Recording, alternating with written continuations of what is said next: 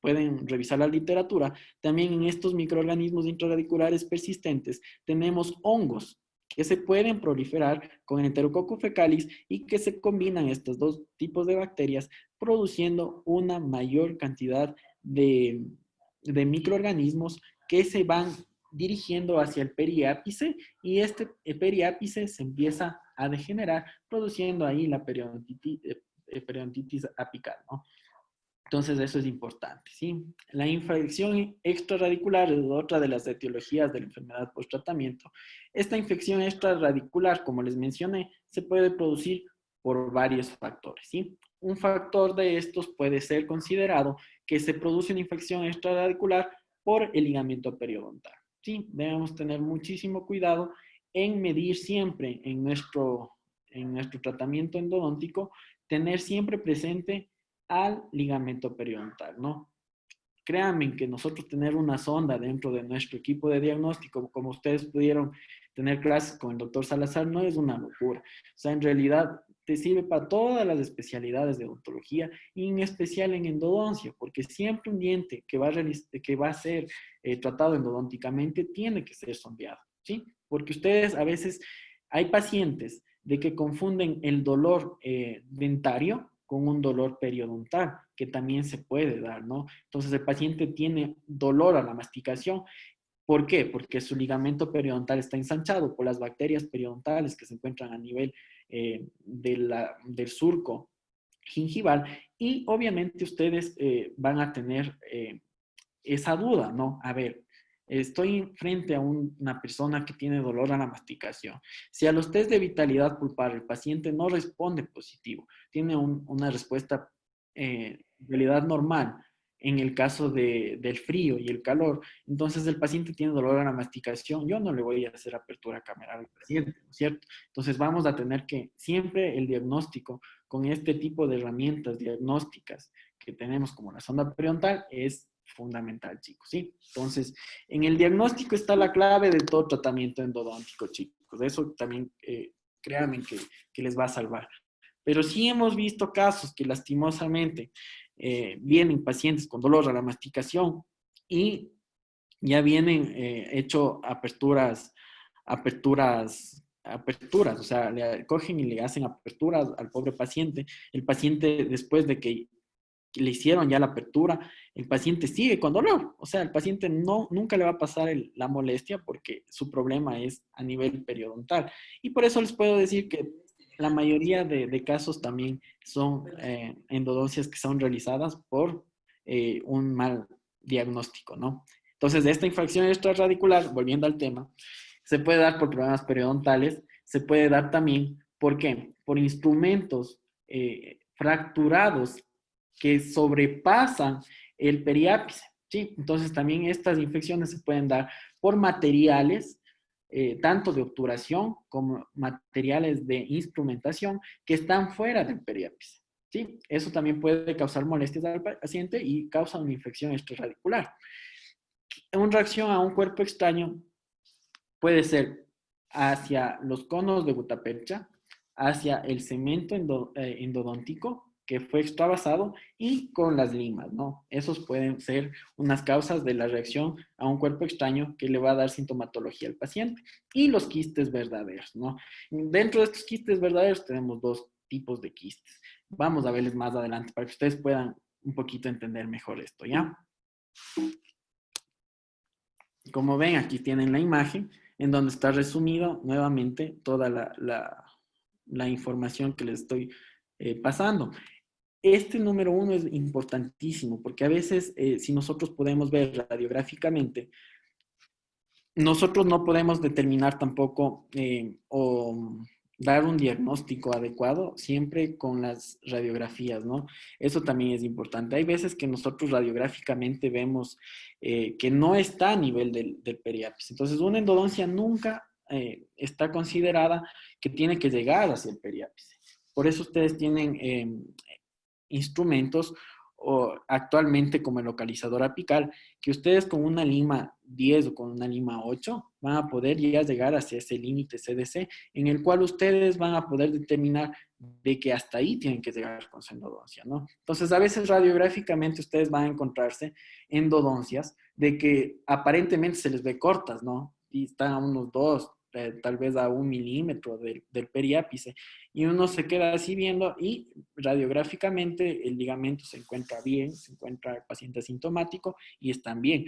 Pero sí hay veces que también el paciente llega tal vez con esos 2 milímetros mismo de un diente no tratado y que el paciente tiene sintomatología. Entonces, si ustedes ya ven que el paciente tiene sintomatología, debemos considerar que esos, tal vez esos 2 milímetros, esos 3 milímetros, no fueron tratados o instrumentados de la manera adecuada para que ustedes puedan tener una limpieza de su conducto radicular, ¿no? Entonces, todo depende de la sintomatología de tu paciente. Si tu paciente te dice que no tiene molestia y radiográficamente se le ve que está bien, entonces hasta ahí debió haber llegado su longitud de trabajo. Pero si el paciente ustedes ven que tiene sintomatología y radiográficamente tiene una lesión periapical, nosotros podemos considerar de que esos 2 milímetros no fueron tratados y que tal vez ese paciente tiene que ser tratado nuevamente con un retratamiento, esos 2 o 1 milímetro faltante, ¿no? Eso también es importante. Entonces, ¿qué flora infectante vamos a tener cuando existen los microorganismos presentes, ¿no? Los microorganismos recurrentes. Como les decía, van a haber bacterias gram positivas. En este caso, estas bacterias gram positivas, la más agresiva de todos va a ser el Enterococcus fecalis. Entonces, si ustedes se ponen a realizar un retratamiento, vamos a tener en cuenta que este Enterococcus fecalis es muy difícil de eliminarlo solamente con la solución de hipoclorito de sodio. O tal vez nosotros ahí debemos tratar de combinar con varias soluciones, ¿no? En este caso, un protocolo de irrigación que se puede realizar es el hipoclorito de sodio al 5,25% activado con ultrasonido, con punta de ultrasonido. Vamos a utilizar el suero fisiológico. Aquí existe una controversia de utilizar clorexidina. Yo en este caso no ocupo clorexidina cuando ocupo endodoncia, cuando ocupo hipoclorito, perdón, en endodoncia, pero sí les puedo recomendar que utilicen el ETA. Entonces, al momento que ustedes colocan ETA, activan con ultrasonido o pueden activarle también manualmente con una limita de menor calibre, una lima 15, una lima 20, le activan durante 30 minutos con movimientos de vaivén hacia abajo y hacia arriba y van a poder eliminar ese barrido dentinario. El ETA les permite eliminar el barrido dentinario, permitiendo que después nuevamente ustedes irriguen con hipoclorito de sodio y el hipoclorito de sodio va a llegar hacia los túbulos dentinarios, ¿no es cierto? Entonces, esto es muy importante, chicos, para que ustedes puedan tener en cuenta dentro de su protocolo de irrigación en retratamientos. Hipoclorito de sodio al 5,25, utilizamos suero fisiológico, ETA, suero fisiológico, ¿ya? Eso en su protocolo de irrigación final. Como les mencionaba, también la flora infectante que ustedes van a tener aquí van a ser hongos, en especial Candida albicans, chicos. Candida albicans, que de dónde se les puede imaginar de que va a ingresar, obviamente de los que se encuentra a nivel de la boca, ¿no es cierto? A nivel de la boca existe el Candida albicans como una bacteria planctónica que si un tratamiento endodóntico es realizado sin aislamiento absoluto, créanme que esa cándida va a sobrevivir dentro de sus conductos radiculares, ¿sí? Las infecciones extrarradiculares tenemos que tenerles en cuenta, como les mencionaba, las bolsas periodontales, el sondaje fundamental, extrusión de viruta de dentina infectada.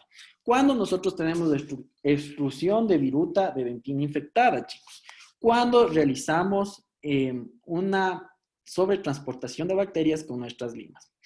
¿Qué se considera o qué se tiene que realizar cuando existen casos de necrosis, chicos? Nosotros ahí conocemos la técnica Cron-Down, ¿no es cierto? Entonces vamos a trabajar de corona hacia apical. Entonces, a veces, muchas veces, cometen el error de ingresar sin una previa irrigación dentro de la cámara pulpar, sin realizar una irrigación previa, ya ingresan ustedes con la lima 10 hasta llegar a su periápice a tomar la radiografía inicial, ¿no es cierto? Entonces creo que eso nos ha pasado a todos, incluso a mí me pasaba en el pregrado, que de la emoción ya de hacer una endodoncia y hacía mi apertura hermosa, yo ya cogía, ya veía los conductos y de una ya le mandaba mi lima 10, ¿no? mi lima 10, yo tenía en el pregrado, incluso yo me encantaba la endodoncia, que yo en el pregrado ya tuve mi primer localizador apical, que es un chinito, que hasta ahora sobrevive. Y ese localizador apical yo ya le metía, ¿no? Metía mi lima 10, le vendía mi localizador apical, y muchas veces yo no me daba cuenta de que sobre... llevaba viruta de contenido necrótico hacia el periápice. Entonces yo llevaba ya todas las bacterias hacia el periápice con mi limas inconscientemente, ¿no? Entonces un tip, chicos, cuando tengan necrosis a nivel de, de los tratamientos endodónticos que vayan a realizar, hagan una irrigación previa, preparen el tercio coronal, que pueden prepararle con una lima SX si ustedes utilizan sistemas eh, rotatorios como es ProTaper, o también lo pueden realizar con una Gates Glidden, ¿no? Entonces preparan tercio cervical hasta medio, tercio medio, y irrigan bastante, ¿no? Irrigan bastantísimo con hipoclorito de sodio, y ahí sí pueden ya llevar su lima 10 hacia longitud del trabajo. Incluso ustedes pueden, cuando no se tiene mucho la habilidad, uno se puede incluso sobrepasar el periápice, pero nos vamos a asegurar de que ya no va a existir la transportación de bacterias hacia el periápice, ¿no? Entonces, es un tip, chicos. Entonces, estas destrucciones de virutas de dentina infectada puede producirse por esto, ¿no? Nosotros llevamos, o a veces utilizan ya sistemas rotatorios, y con el sistema rotatorio, ustedes de una, sin algunos, incluso yo he visto técnicas de que en ProTaper mismo no utilizan la SX de una, sino ya se meten con la S1 y la S2, porque también hay algunos libros que nos mencionan eso. Entonces, al momento que tú ya ingresas de la S1, esa ya te va a llegar hacia la longitud del trabajo. Y muchas veces sobrepasan esa longitud del trabajo, y todas esas bacterias, créanme que después les va a dar problemas. Van a tener dolores postoperatorios los pacientes, van a venir con reagudizados, van a tener problemas de la masticación, y puede ser esto por una falla del operador. ¿Sí? Hasta ahí, ¿qué tal estamos, chicos? Más o menos. Medio bien. No, Chicos, hablen, por favor. no Hablen, chicos, hablan. hablen. Viendo, Muy bien, Viendo. muchas gracias. viendo, Está interesante. Listo, Muy chicos. Bueno, sí conciso. está Bien. súper bueno. viendo. Vamos a Verán, seguir, ¿ya? chicos, que aquí Espero que no sea solamente poco. estamos aplicando lo que ya les dije la semana anterior. Ya hablamos de las reagudizaciones, por qué se producen, qué técnicas tenemos que usar, y básicamente qué tienen que hacer cuando ya se les produce un absceso de Fénix por las reagudizaciones, ¿no? Todo lo que les estamos diciendo ahora es solamente la aplicación y para qué sirve y para qué no tienen que hacer. Chicos, por favor, está demasiado interesante. Sabe que, Henrycito, me encanta su conferencia porque es solamente una continuación de lo que seguimos enseñando. O sea, que los chicos sí saben, no, le comento. Así que estamos excelente. Chévere, Tañita. Bueno, sigamos, ¿ya? Tenemos instrumentos endodónticos infectados sobreextendidos, que era la razón por la destrucción de virutas de dentina infectada. ¿Cuándo también se puede realizar esto, chicos? Cuando ustedes están realizando una instrumentación y no tienen una irrigación después de cada instrumento, ¿sí? Entonces, si ustedes después de cada instrumento endodóntico, por ejemplo, si van a hacer una secuencia manual, ustedes ya llegan con sus limas de preserie, ya tienen su longitud de trabajo, y vamos a continuar ya con una 15, con una 20, y muchas veces nosotros ya vemos que la 15 nos baja bien, después la 20 ya nos baja bien, la 25 nos baja bien, la 30 ya no nos baja. ¿No es cierto? No sé si les ha pasado. Entonces, ya al momento que no les baja es porque ustedes no irrigaron entre lima y lima a longitud de trabajo. No a longitud de trabajo, sino a unos 3 o 4 milímetros de su longitud de trabajo cuando se hace una técnica de irrigación con presión activa. ¿Sí? Entonces, eso de ahí es importante, ¿no? Entre lima y lima, por más que ustedes sientan que su lima baja excelente, tienen que irrigar, porque si ustedes no irrigan, ese debris se va a ir hacia la parte del periápice, incluso les va a formar tapones de debris dentinario, y ahí ustedes se van a complicar porque pueden incluso hasta crear falsas vías, ¿no? Entonces a veces dicen, Doc, ya tengo longitud de trabajo y sabe que ya estaba bajando con una 15, con una 20, y ya la 25 ya no me baja, ya me quedo corta. Ya tomo la radiografía y no me baja, Doc, no sé qué pasa. Entonces, ¿qué tienen que hacer? Obviamente se les formó varizo dentinario, nuevamente tienen que recapitular con una línea de preserie, bajamos con una 10, nuevamente una 15, una 20, hasta que ustedes nuevamente recapitulen su conducto, ¿no? Entonces, esto nos puede pasar, o sea, la dentina infectada se les va hacia el periápice y créanme que después van a tener que realizar un retratamiento, ¿sí? Ya, listo. Tenemos la flora infectante también, que se puede dar por Actinomyces israeli, que es otro tipo de bacterias, en infecciones extrarradiculares. Sí, existen Actinomyces israelis y el Propionibacterium propinosium. Perdón, los nombres son medio feos, pero ¿por qué se producen estas infecciones extrarradiculares? Como les mencioné, por las bacterias periodontales, ¿no? Estas dos bacterias son periodontales que ustedes pueden tener en casos de tratamientos endodónticos que no tienen curación o que se tienen que realizar la enfermedad post-endodoncia, ¿no? Listo. Las reacciones a un cuerpo extraño, chicos, se puede dar también por las puntas de papel no estériles. Algo muy importante, ¿verdad? Yo cuando me fui al posgrado, lo primero que yo me moría de las iras, decía, chuta, estos qué exagerados, ¿no? Nos hacen esterilizar hasta las puntas de papel. Entonces, créanme que esto es una costumbre que yo tengo hasta el día de hoy. Esterilizar las puntas de papel o comprar las puntas de papel estériles.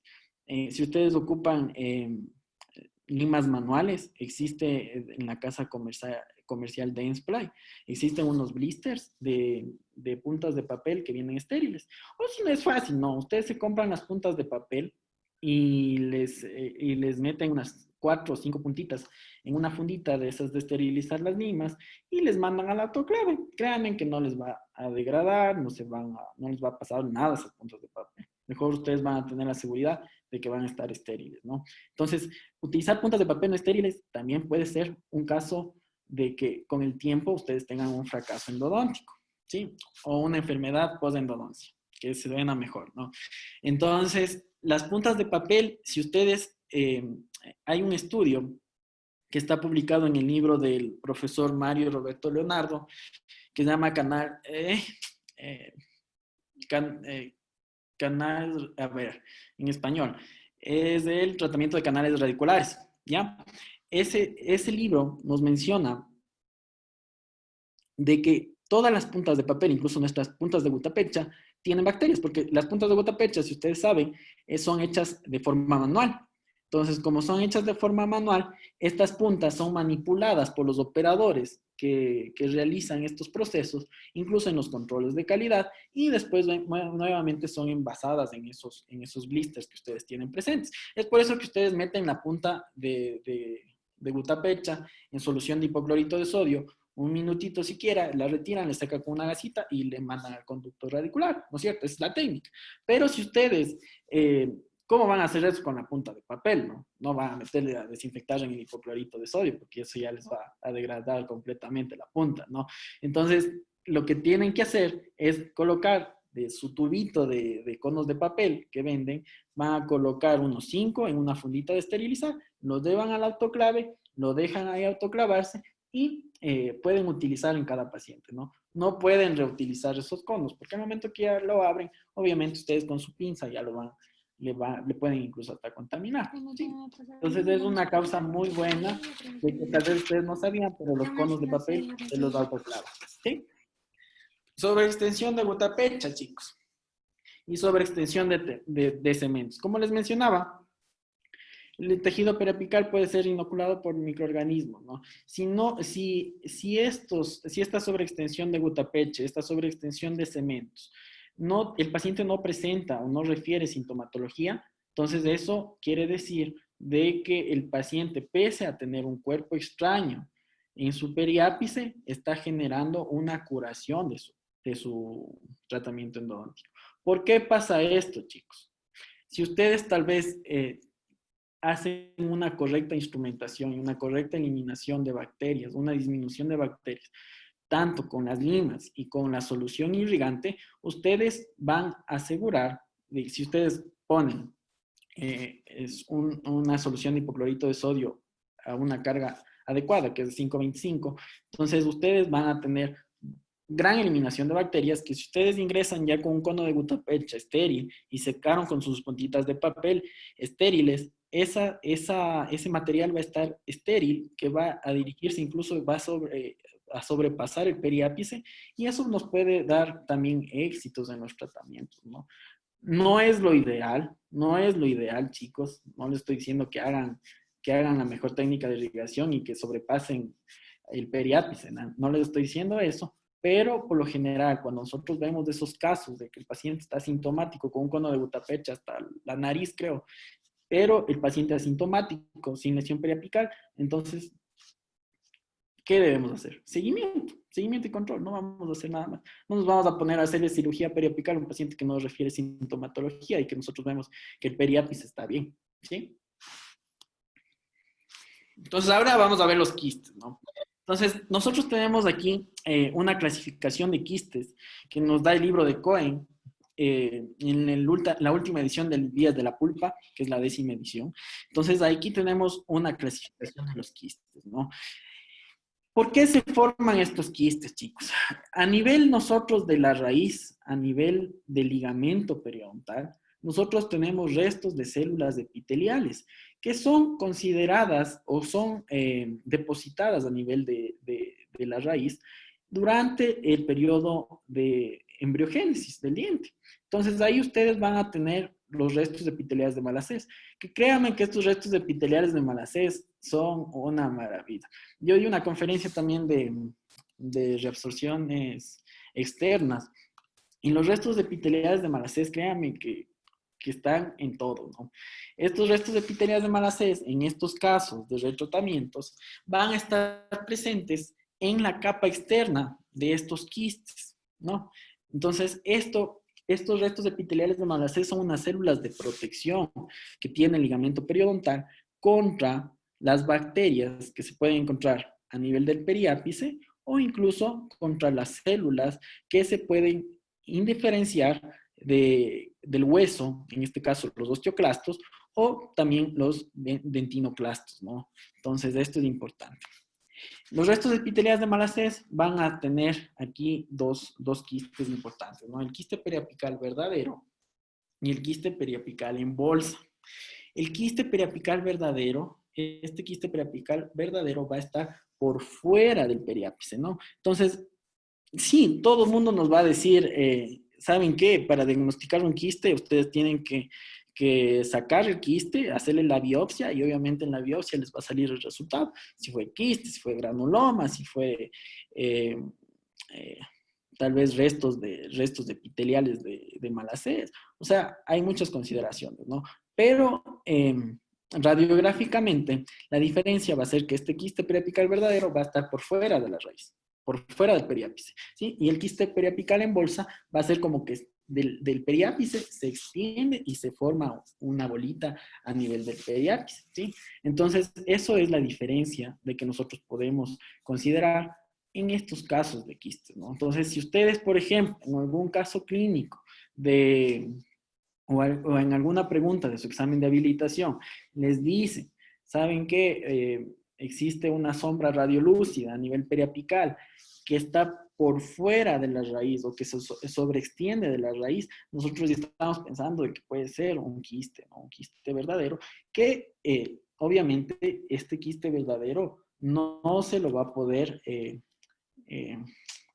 curar o se lo va a poder eliminar con un retratamiento no quirúrgico, ¿no? Este tipo de quistes, la única forma de ser eliminados van a ser a través de un retratamiento quirúrgico, ¿sí? Y el quiste periapical en bolsa obviamente tiene mayor probabilidad de curación cuando nosotros realizamos un retratamiento por vía ortógrada o un retratamiento no quirúrgico, ¿sí? Esto también va a ser también una causa, la proliferación de mediadores inflamatorios, que estos mediadores inflamatorios se pueden producir a nivel del ligamento periodontal y que también llegan a la zona a través de la sangre, ¿no? Porque obviamente todo el periápice está abundantemente irrigado o va a estar con bastante circulación sanguínea, ¿no? Más en estos casos cuando ya hay lesiones persistentes.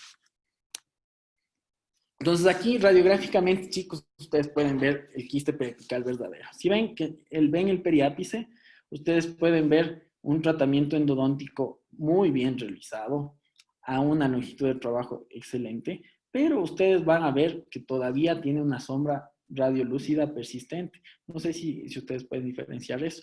Entonces, ¿cuál es la forma de eliminación de este quiste periapical? Con un retratamiento quirúrgico, ¿sí? No se va a, si ustedes que van a retratar esa endodoncia que radiográficamente se la ve bien, y como les mencionaba, esto está por fuera del periapis, entonces muy difícilmente ustedes con sus limas o con su irrigación van a poder llegar hacia esa zona. Entonces, ese es el retratamiento quirúrgico, no una consideración para el retratamiento quirúrgico. Entonces, como les mencionaba, una parte fundamental de esto es el diagnóstico, ¿no? Entonces, en la información subjetiva que vamos a tener del paciente, va a ser las preguntas rutinarias que nosotros vamos a realizar al paciente, ¿no es cierto? Entonces, primero, usted le fue realizado su endodoncia anteriormente con este aparatito. Entonces, ustedes van a preguntar eso, ¿no? ¿Le realizaron con este aparatito? No, ¿sabe qué? No, me pusieron unos algodoncitos, me abrieron la boca, o con una gasita. Y no, y sabe que incluso hasta con lo que lavan ustedes, sabe feísimo. Entonces, indicación ya para un tratamiento, ¿no? Entonces, esta información subjetiva que vamos a tener del paciente, obviamente no tiene que ser con fines de desmerecer el tratamiento que hizo el profesional anterior, ¿no? Entonces ahí debemos tener mucho cuidado, ¿no? Decirle, no le hicieron con dique de hule, no, uy, entonces ese tratamiento ya no vale, tiene que ser un retratamiento, no de una. Entonces hay que tener mucho cuidado. Existen profesionales de la época antigua de que realizan endodoncias hasta ahora, incluso está en el sector público sin aislamiento absoluto. No les puedo decir que está mal, porque tal vez esa fue su forma de que realizaron o que aprendieron endodoncia, pero tienen la mayor probabilidad de que no tenga un buen éxito ese tratamiento, ¿no? Entonces, esta información subjetiva, no decirles, ¿sabe qué? Entonces, ahora, en la actualidad, ya manejamos este aparato, que incluso ahora por el COVID está reglamentado y es disposición del Ministerio de Salud utilizarlo sí o sí, o sea, hasta en una restauración simple, utilizarlo. Incluso hemos visto casos de exodoncias, de que están haciendo con aislamiento absoluto a distancia. Entonces, muy difícil tal vez, pero tratar de implementarlo en nuestra práctica clínica, que eso es lo importante. La información objetiva, ¿cómo ustedes van a tener información objetiva del paciente o de ese diente que necesita un retratamiento? Con la exploración clínica. Como les mencionaba, una sonda periodontal incluso les permite a ustedes, aparte de medir bolsas periodontales, les va a permitir a ustedes poder observar o poder determinar si existe una microfiltración o una filtración del material de restauración definitiva de ese paciente. Entonces, muchas veces nosotros vemos restauraciones de los dientes endodonciados que pueden estar subgingivales. Entonces, si ustedes ingresan su sonda y asienten un pequeño escalón, pueden determinar a través de su examen complementario también, pueden determinar que existe una microfiltración a su gutapercha y obviamente necesitan ya un retratamiento, ¿no? La exploración radiográfica, chicos, es demasiado importante. En este caso, de ley, una radiografía periapical inicial. Dentro de estos exámenes radiográficos o la imagen radiográfica, también vamos a tener las técnicas que vamos a distalizar o mesializar el colimador de nuestro tubo de rayos X hacia la dirección mesial o distal, en vez de tomar una radiografía ortorradial, o sea, perpendicular, ¿no? Vamos a disto radial, se llaman estas radiografías, o mesio radial. Entonces, también podemos tomar esas medidas en la información objetiva. Si ustedes ya pueden determinar que existe la presencia de un conducto no tratado, entonces sí o sí, en estos casos necesitan una tomografía de ascónico.